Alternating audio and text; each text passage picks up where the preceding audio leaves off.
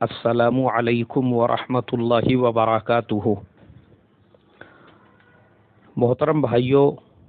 بزرگوں، دوستوں، یہ ہمارا آپ کے مسائل اور ان کے جوابات کا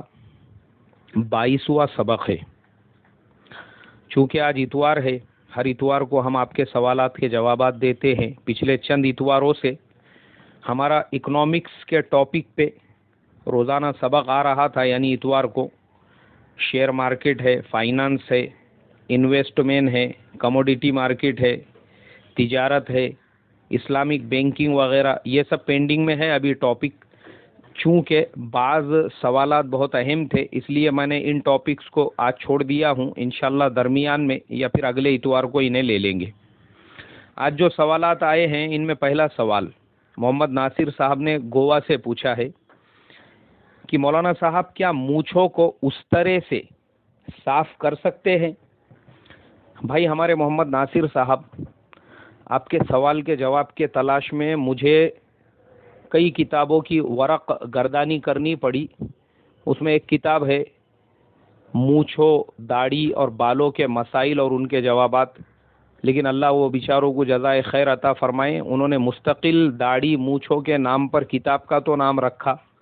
لیکن ایسی لمبی لمبی اس کے اندر بحث اور مباحثے کیے امام طحاوی رحمۃ اللہ علیہ اور حافظ ابن حجر عسقلانی رحمۃ اللہ علیہ اور ان کے شاگردوں کے اقوال اور شوافع کا رجحان اور حنابلہ کے اس کے بارے میں کیا نظریات، یہ تمام چیزیں تو انہوں نے اس کے اندر جمع کر دی، لیکن میرے جیسا ایک عام فہم انسان، اس کے لیے انہوں نے اخیر میں خلاصہ نہیں بیان کیا کہ وہ بولنا کیا چاہ رہے ہیں اور ہمارے جیسے لوگوں نے کرنا کیا چاہیے، لیکن مجھے جو ہے واضح جواب ملا حضرت مولانا خالد سیف اللہ رحمانی کی حلال اور حرام میں،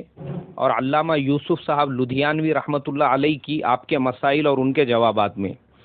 مولانا خالد سیف اللہ رحمانی صاحب نے تو حلال اور حرام میں بہترین انداز میں وہ قص الشوارب والی حدیث کی تشریح بیان کی کہ بھائی دیکھو، ہمارے جو 3 ائمہ ہیں، امام شافعی رحمۃ اللہ علیہ، امام احمد ابن حنبل رحمۃ اللہ علیہ، امام ابو حنیفہ رحمۃ اللہ علیہ، ان تینوں کے نزدیک مونچھوں کو صاف کرنا، ان میں مبالغہ کرنا، یہ سنت ہے۔ لیکن امام مالک رحمۃ اللہ علیہ صرف اتنے بالوں کو، مونچھ کے اتنے بالوں کو کترنے کو صحیح سمجھتے تھے جس سے ہونٹوں کی سرخی نظر آ جاوے، اس سے زیادہ مبالغہ کرنا یا پوری طرح سے منڈانا ان کے نزدیک بدعت اور قابل سرزنش عمل تھا۔ پھر علامہ یوسف صاحب لدھیانوی رحمۃ اللہ علیہ کے میں نے آپ کے مسائل اور ان کے جوابات جلد نمبر 8 صفحہ نمبر 315 میں دیکھا، انہوں نے بہترین انداز میں لکھا کہ حدیث پاک میں داڑھی بڑھانے اور مونچھوں کو صاف کرانے کا حکم ہے۔ علماء احناف کے نزدیک داڑھی کی مقدار 1 مشت ہے، 1 مشت پکڑ کر جو زائد بال ہو اس کو کاٹ سکتے ہیں، اس سے زیادہ کاٹنا جائز نہیں، گویا داڑھی کم از کم 1 مٹھی ہونی چاہیے۔ مونچھوں کا حکم یہ ہے کہ قینچی سے باریک کترانا یہ تو سنت ہے، اور اس طرح سے صاف کرانا بعض کے نزدیک درست ہے اور بعض کے نزدیک مکروہ ہے، اور لبوں کے برابر سے مونچھیں کاٹ دی جائے تب بھی جائز ہے۔ اب یہ تینوں جو اقوال ہے ان کے روشنی میں جو رہبری ہم کو ملتی ہے وہ یہی کہ دیکھو، ہمارے علماء نے قینچی سے مونچھوں کو صاف کرنے کو بہتر سمجھا ہے، اور جب امام مالک رحمۃ اللہ علیہ جیسے تابعی اور اتنے بڑے امام کا مونچھوں کو اس طرح سے صاف کرانا یہ بدعت ہے تو ہم نے اس سے پرہیز کرنا چاہیے۔ اس لیے بہتر یہی ہے کہ قینچی سے ہم مونچھوں کو صاف کریں، یا پھر آج کل وہ فلپس کی یا سسکا وغیرہ کی مشینیں آتی ہے ہیئر ریموور بول کر، اس سے آپ مونچھوں کو صاف کر دے، بہتر ہے۔ ایک تو اس سے وہ اس طرح کے جیسی صاف بھی نہیں ہوتی جیسا ہم قینچی سے کرتے ہیں، اسی طریقے سے مونچھیں اس سے صاف ہوتی ہے۔ دوسرا سوال ہمارے محمد ناصر صاحب کا ہی ہے، انہوں نے پوچھا ہے کہ کیا 100 روپے کی چیز 200 روپے میں بیچ سکتے ہیں؟ ہمارے محمد ناصر صاحب، اللہ تبارک و تعالی نے تجارت کو حلال اور جائز قرار دیا، اور یہ انبیاء علیہم الصلاۃ والسلام، ہمارے پیارے نبی صلی اللہ علیہ وسلم اور صحابہ اکرام کی سنت ہے۔ اکثر جو مہاجرین مکہ تھے وہ تجارت ہی کیا کرتے تھے، اور انصار مدینہ وہ کاشتکار اور زراعت اور باغبانی کا کام کرتے تھے۔ تو تجارت میں آپ اگر 100 روپے کی چیز 200 میں نہیں، 500 میں، 1000 میں بھی بیچ رہے ہیں، آپ کے لیے جائز اور حلال ہے، کیونکہ آپ کسی پہ پریشر نہیں ڈال رہے ہیں، بھائی تیری مرضی ہے تو لے، نہیں تو اپنے مرضی کا مالک۔ لیکن ہمارے علماء اور فقہا نے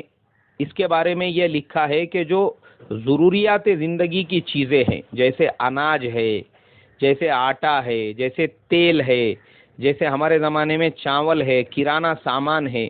یہ جو ضروریات زندگی ہے جن کے بغیر انسان زندہ نہیں رہ سکتا، یہ چیزیں کم سے کم نفع پہ بیچنا چاہیے۔ اس کو آپ زیادہ ریٹ سے زیادہ نفع پہ نہ بیچیں۔ لیکن وہ چیزیں جیسے مثال کے طور پہ اس زمانے میں بھی کم قیمت کے اونٹ لوگ 2 اور 3 گنا پرائز میں بیچتے تھے۔ وجہ یہ تھی کہ وہ کوئی ایسا ضروری نہیں تھا کہ اس کے بغیر تم جی نہیں سکتے۔ ایسے ہی ہمارے زمانے میں بہت سارے لوگ بائکس، موٹرز، موبائلز، الیکٹرانک جو ضروریات کی چیزیں ہیں وہ بیچتے ہیں۔ تو یہ چیزوں کو آپ ڈبل ٹیبل ریٹ میں بیچ سکتے، 100 کا 200، 500 میں بھی بیچ سکتے، کوئی حرج نہیں ہے، جائز ہے آپ کے لیے۔ بعض ہمارے ایمان والے بھائی پرانی گاڑیاں وغیرہ کم قیمت میں بھنگار میں سے خریدتے ہیں، اس کو پھر نئے ٹائر لگاتے ہیں، اس کو اچھا فنیشنگ میں لیتے ہیں، اس کو ایک دم ڈیزائننگ میں بناتے ہیں، اور پھر اس کے بعد میں اس کو ڈبل ٹیبل 4 پٹ ریٹ سے بھی بیچ سکتے ہیں، کیونکہ وہ کوئی ضرورت کی چیز نہیں ہے تو بیچ سکتے ہیں۔ گاڑی وغیرہ اور ایسی جو دوسری چیزیں ہیں آپ اس کو کتنے بھی نفع پہ بیچ سکتے ہیں، کوئی حرج نہیں ہے، جائز اور حلال ہے آپ کے لیے۔ تیسرا جو سوال ہے یہ سید عمران، یہ ممرا کے ایک بہت بڑے باڈی بلڈر اور کنگ فو کراٹے کے ماسٹر ہے، بامبے کے رہنے والے، اور ہمارے اصلاح معاشرہ کے ماشاءاللہ مستقل ممبر ہے، اور اس کے علاوہ میرے بہت ہی عزیز ہر مسئلہ میرے سے پوچھا کرتے ہیں، ذرا سی باتوں کا مشورہ لیتے ہیں۔ اب چونکہ یہ انجینئرنگ کے اسٹوڈنٹ بھی ہے ساتھ میں، تو آج کل ہمارے نوجوان اکثر یوٹیوب وغیرہ پہ بہت سارے ویڈیوز وہ دیکھتے رہتے ہیں۔ انہوں نے بھی ایک بیان دیکھا مفتی زرولی صاحب کا، جنہوں نے مولانا طارق جمیل صاحب کی کچھ باتوں پر اعتراض اور اشکال کیا تھا۔ اب ہمارے عمران بھائی چونکہ کالج اسٹوڈنٹ ہیں انجینئرنگ کے، ان کے ذہن میں یہ باتیں پیدا ہوئی کہ بھائی مفتی زرولی صاحب نے مولانا طارق جمیل صاحب کے کچھ اعمال اور کچھ اقوال پر کیوں اعتراض جتایا، تو انہوں نے وہ لنک مجھے بھیجی اور مجھ سے یہ کہا کہ مولانا میرے ذہن میں سخت تذبذب پیدا ہو چکا ہے کہ میں کس کی طرف اپنا رجحان کروں۔ بھائی ہمارے سید عمران صاحب، تم نے جو لنک مجھے بھیجی تھی میں نے اس کو پورا دیکھا ہوں۔ دیکھو اس میں سب سے پہلی چیز مفتی زرولی صاحب جو ہے، آپ کو سمجھنا چاہیے کہ یہ دونوں بھی ہمارے لیے 2 اکابروں کی طرح سے ہے۔ جہاں مولانا طارق جمیل صاحب ایک بہت بڑے مبلغ ہے، وہی مفتی زرولی صاحب اپنی جگہ پہ بہت بڑے فقیہ، بہت بڑے محدث اور بہت بڑے عالم دین ہیں۔ اب چونکہ مفتی زرولی صاحب کا آپ نے جو بیان بھیجا، وہ جو میں نے سنا، اس میں انہوں نے وہ جو باتیں جس پہ اعتراض کیا، اس میں پہلی چیز تھی مولانا طارق جمیل صاحب کا تصویریں نکالنا کرکٹرز کے ساتھ، انڈیا کے فلم اسٹاروں کے ساتھ، اس کو پھر سوشل میڈیا یا دوسرے ذریعوں سے عام لوگوں تک وہ پہنچ رہی ہے۔ تو مفتی زرولی صاحب نے اپنی ذمہ داری سمجھی۔ وجہ یہ ہے کہ وہ ایک عالم دین ہے اور یہ فرض ہے ان کے اوپر، اگر وہ اس کے اوپر اعتراض نہیں کرتے یا اشکال نہیں کرتے تو کل قیامت میں ان سے بھی پوچھ ہوتی تھی۔ انہوں نے اپنی ذمہ داری سمجھتے ہوئے اس بات کی وضاحت کی کہ بھائی مولانا طارق جمیل صاحب اگر تصویریں نکال رہے ہیں یا سوشل میڈیا پہ ان کی تصویریں آ رہی ہے، تو اس کا مطلب یہ نہیں ہے کہ تصویر تمہارے لیے جائز اور حلال ہو گئی، اس لیے کہ وہ ہمارے لیے قابل حجت نہیں ہے۔ ہمارے لیے قابل حجت صحابہ اکرام ہیں، قرآن ہے، حدیث ہے، اللہ کے پیارے نبی صلی اللہ علیہ وسلم کی زندگی ہے۔ ہمارے لیے حجت تو وہ ہے، یہ نہیں ہے۔ تو مولانا یہی بتانا چاہتے آج کی نوجوان نسل کو اور پوری امت کو کہ وہ کر رہے ہیں تو تم مت کرو۔ اب یہ ایک تو چیز یہ ہو گئی، آپ نے جو کلپ بھیجا اس میں۔ دوسری چیز حضرت مفتی ظرور علی صاحب نے کہا کہ بھائی مولانا طارق جمیل صاحب یا اور دوسرے جو مبلغین قرآن پاک کی وہ آیتیں جو اللہ نے جہاد کے بارے میں نازل کی تھی یا وہ احادیث جو اللہ کے پیارے نبی صلی اللہ علیہ وسلم نے جہاد کے فضائل میں بیان کی ہے، اگر کچھ لوگ اس میں تحریف کر کے اس کو دعوت و تبلیغ سے جوڑ رہے ہیں اور وہ فضائل جو اللہ کے راستے میں جہاد میں جانے والے کے لیے بتائے تھے کہ 1 قدم چلنے پہ 7 لاکھ نیکیوں کا ثواب ملے گا، کوئی اس کو اگر یہ اصلاح اور تربیت والے کام پر لا کے ٹیکتا ہے اور یہاں وہ حدیث بیان کرتا ہے تو وہ کھلے طور پہ اسلام میں تحریف کر رہا ہے۔ یہ مفتی ظرور علی صاحب نے اس لیے کہا کیونکہ وہ وقت کے فقیہ ہے، محدث ہے، ضروری تھا ان کو یہ کہنا، اور وہ ایک عالم ہونے کے ناطے سے برداشت نہیں کر سکے۔ اور ماضی میں بھی ہم دیکھیں گے ہمارے اکابرین کا یہ طرز عمل رہا، وقت کا کوئی کتنا بھی بڑا ترم خواہ رہے، ہمارے بڑوں نے، ہمارے بزرگوں نے فوراً جب دیکھا کہ بھائی یہ آدمی راہ حق سے تھوڑا سا ادھر ادھر بھٹک رہا ہے تو اس کے دونوں ہاتھ پکڑ کے اس کو برابر اس راستے پہ لا کے کھڑا کیا۔ تو یہ ہمارے بڑوں کا طرز عمل ہی رہا ہے، اور وہی مفتی ظرور علی صاحب نے کیا کہ جو باتیں ان کو قابل اعتراض اور قابل اشکال لگی اس کو قرآن حدیث کے روشنی میں بغیر مولانا طارق جمیل کی پرسنل لائف پہ کوئی اعتراض کرنے کے، ان باتوں پہ اعتراض جتا کر اس کا صحیح جواب انہوں نے بیان کیا۔ اب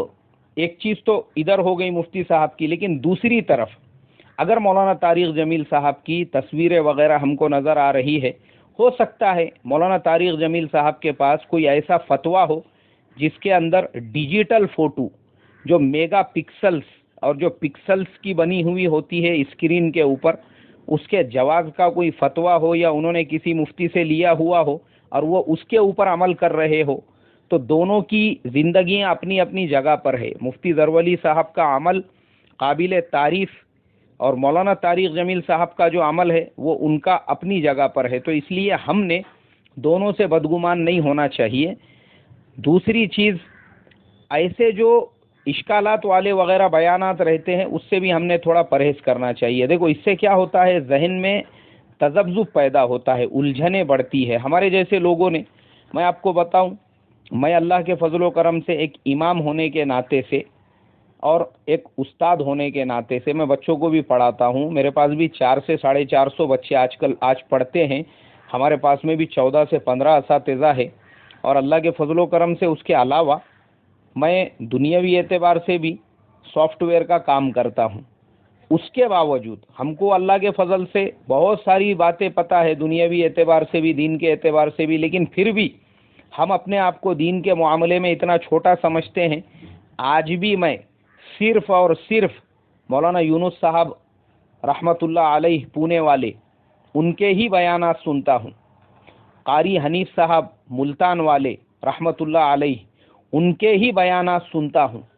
اور مولانا طارق جمیل صاحب کے کچھ بیانات جو کیا کہیں گے قابل اصلاح اور قابل تربیت ہم کو اپنے لیے محسوس ہوتے ہیں، لگتے ہیں، ویسے بیانات میں سنتا ہوں۔ ہم آج بھی اعتراض والے، اشکال والے، مناظرے والے، حجت والے، لڑائی جھگڑے والے اس طرح کے بیانوں سے بچتے ہیں۔ تو چونکہ میں آپ کو اس لیے بتا رہا ہوں، یہ ہمارے بڑے ہیں، دونوں بھی ہمارے لیے بڑے ہیں، ان لوگوں کے اشکال اور جوابات اپنی جگہ پہ 100% صحیح، لیکن ہمارے جیسے لوگ جن کو ان کی ڈیپ اسٹڈی نہیں ہوتی، ہم لوگ ذہنی طور پہ پریشان ہوتے ہیں، تو ہم نے احتراز ہی کرنا چاہیے۔ اللہ ہماری حفاظت فرمائے۔ چوتھا سوال عبد المقیت صاحب ناندیڑ، انہوں نے پوچھا ہے مولانا اکثر میں سفر میں رہتا ہوں، غیر مسلموں کے ہوٹل اور ریسٹورنٹ میں مجھے کھانا پڑتا ہے۔ اب میں وہاں پہ چکن وغیرہ تو نہیں کھاتا ہوں لیکن مچھلی کھاتا ہوں، تو میں آپ سے یہی پوچھنا چاہ رہا تھا کہ مچھلی غیروں کے ریسٹورنٹ میں کھانا جائز ہے یا نہیں، اور اسی طرح سے میں کچی پیاز بھی کھاتا ہوں، اس کے بارے میں ہمارے شریعت نے کیا رہبری کی؟ بھائی ہمارے عبد المقیت صاحب، آپ نے جو مچھلی کے بارے میں سوال کیا ہے، دیکھو مچھلی تو شرعاً حلال ہے، جائز ہے۔ ماشاءاللہ اچھی بات ہے کہ آپ نے وہ جو مجھے کہا کہ وہ جو سبق میں نے جس میں چکن اور مٹن نہیں کھانے کے بارے میں کہا تھا غیروں کے ریسٹورنٹ میں، اس پہ آپ عمل کر رہے ہیں۔ لیکن مچھلی کا جو آپ نے کہا ہے، مچھلی کھا سکتے ہیں، مچھلی کھانے میں کوئی حرج نہیں ہے، چاہے غیروں کے ریسٹورنٹ میں ہو۔ اور مچھلی کے بارے میں ہی ہمارے غلام قادر صاحب ساؤتھ افریقہ سے مفتی صاحب ہے یہ مفتی غلام قادر صاحب نے مجھے کم سے کم 5 مرتبہ پوچھا ہوگا کہ بھائی یہ مردار مچھلی بغیر ذبح ہے کہ کیوں حلال ہے، اس کا مجھے پورا مستقل جواب دیجئے. لیکن چونکہ مفتی صاحب میں مصروفیت کی وجہ سے آپ کو جواب نہیں دے پا رہا تھا، آج یہ عبد المقیت صاحب کا جواب تلاش کرتے ہوئے آپ کا بھی جواب مل گیا، اس لیے میں آپ کو بھی وہ آپ کا جو جواب تھا مچھلی مردار کیوں حلال ہے وہ بھی آج آپ کو بتاتا ہوں. دیکھو اصل میں کیسا ہے، حضرت اب جابر ابن عبداللہ رضی اللہ تعالیٰ عنہ کی روایت ہے، اللہ کے پیارے نبی صلی اللہ علیہ وسلم نے فرمایا جس مچھلی کو سمندر پھینک دے یا اس حصے سے ہٹ جائے جہاں مچھلیاں ہیں تو اسے کھاؤ، اور جو طبعی موت مر کر تیرنے لگے اسے نہ کھاؤ. مولانا خالد سیف اللہ رحمانی صاحب نے کتاب الفتاوی جلد نمبر 6 صفحہ نمبر 180 میں پورا جواب آپ کا لکھا ہے کہ رہ گئی یہ بات کہ مچھلی ذبح کرنے کی ضرورت نہیں، کسی طرح مار لی جائے اس کا کھانا حلال ہے، تو اس کے لیے ذبح کا اصل مقصود حیوانات کی رگوں میں پائے جانے والے بہتے ہوئے خون کو جسم سے نکال دینا ہے. مردار جانور میں یہ خون گوشت میں پیوست ہو جاتا ہے جو انسانی صحت کے لیے نہایت ہی نقصان دہ ہے. مچھلی میں اس طرح کا بہتا ہوا خون نہیں پایا جاتا، اس کا گوشت سفید ہوتا ہے، اس لیے اس کے کھانے میں مضرت نہیں ہے. مچھلی کاٹنے کے وقت 2-4 قطرے خون نکل آتا ہے، یہ رگوں کا خون نہیں ہے بلکہ گوشت کا خون ہے. یہ خون نہ ناپاک ہے اور نہ رگوں میں بہتے ہوئے خون کی طرح سے نقصان دہ ہے، اس لیے ہمارے شریعت میں مچھلی کھانا حلال ہے بغیر ذبح کے بھی. دوسرا سوال جو عبد المقیت صاحب نے کیا کہ میں پیاز کھاتا ہوں. عبد المقیت صاحب پیاز کھا سکتے ہیں، پیاز کھانا تو حلال ہے، کوئی حرج نہیں ہے، کچی بھی آپ کھا سکتے ہیں. بس اتنا آپ دھیان رکھیں کہ مسجد میں جانے سے پہلے تھوڑا سا پیسٹ اگر برش کر لے اپنے منہ میں یا پھر مسواک کر لے یا اچھی طرح سے اس کی بو کو زائل کر دے تو وہ زیادہ بہتر ہے، چونکہ اللہ کے پیارے نبی صلی اللہ علیہ وسلم نے کچا لہسن اور کچی پیاز کھا کر مسجد میں آنے سے منع فرمایا ہے، کیونکہ اس کے بو سے فرشتوں کو تکلیف پہنچتی ہے. تو اس پہ ہم تھوڑا سا عمل کریں، باقی آپ اگر کھانا ہے تو کھا سکتے ہیں. اخیر میں مولانا فضل کریم صاحب پالنپور، یہ ایک بڑے اور جید عالم دین ہے ماشاءاللہ، اور ہمارے اصلاح معاشرہ کے ایک مستقل ممبر ہے. 2 روز پہلے میں نے ایک سبق میں تاریخ فتح کا جو فتنہ آج ہندوستان میں پھیل رہا ہے اس کے رد میں یہ کہا تھا کہ بھائی لباس جو ہے، لباس ہم لوگ جو ہندوستانی لباس پہنتے ہیں اس کو سنت سمجھنا اور یہ سمجھنا کہ اللہ کے پیارے نبی صلی اللہ علیہ وسلم اور صحابہ بھی ایسا ہی لباس پہنتے تھے، یہ کہیں پر بھی کسی کتاب سے ثابت نہیں ہے. تو ہمارے مولانا فضل کریم صاحب نے مجھے لکھا، انہوں نے مجھے جو ہے میسج کیا اور کہا کہ مولانا بھلے ہی وہ اللہ کے پیارے نبی یا صحابہ کا لباس نہ ہوں لیکن ہمارے اکابرین، ہمارے بڑے، ہمارے بزرگوں کا لباس ہے، اس لیے مسلمانوں نے اسی لباس کو پہننا بہتر ہے. اور یہ پاجامہ کرتے کے علاوہ جو پینٹ شرٹ وغیرہ ہے چونکہ یہ یہود و نصارہ کا لباس ہے اس لیے اس سے احتراز ہی ہمارے لیے بہتر ہے. میں ہمارے مولانا فضل کریم صاحب کی تمام باتوں کو قبول کرتا ہوں. ماشاءاللہ آپ نے بالکل صحیح فرمایا مولانا